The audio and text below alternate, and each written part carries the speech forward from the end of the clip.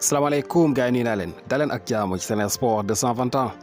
dañ koy doore ak li nga xamante ne mooy English Premier League bi ak match yi nga xam ne xewoon na tey jii foofu la rawatina match bi nga xam ne sénégalais ñoo ngi ko doon bàyyi xel mu doon Chelsea Football Club ak Leeds United.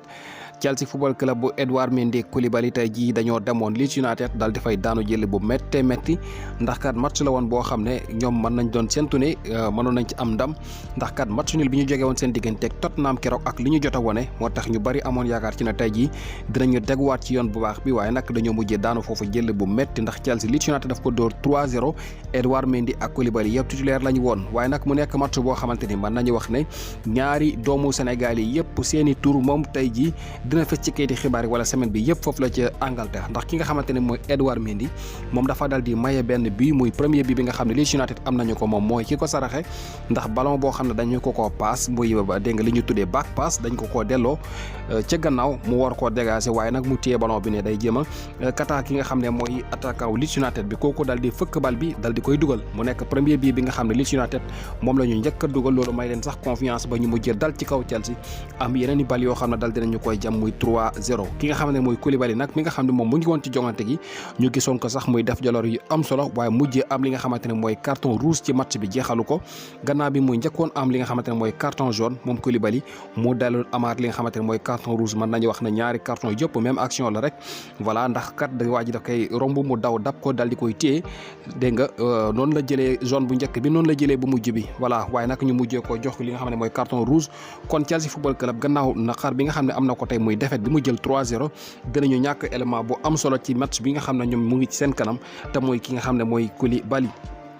voilà moo tax ñoom ñaari ñëpp fi mu ne nii dañuy fes ci kayiti xibaar yi muy Edouard Mendy ak kii di Kalidou Coulibaly beneen joueur boo xamante ni sénégalais la tey ji moom itam mën nañoo séentu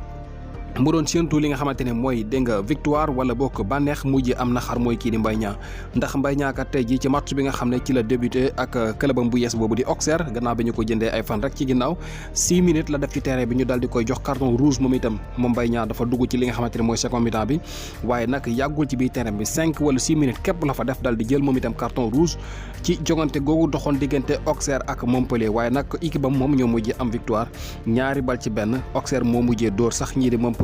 ñaari bal ci benn waaye Mbaye Niang moom wuutee na ko te moom it dina wuutee li nga xamante ne mooy jongante gi ñuy waajal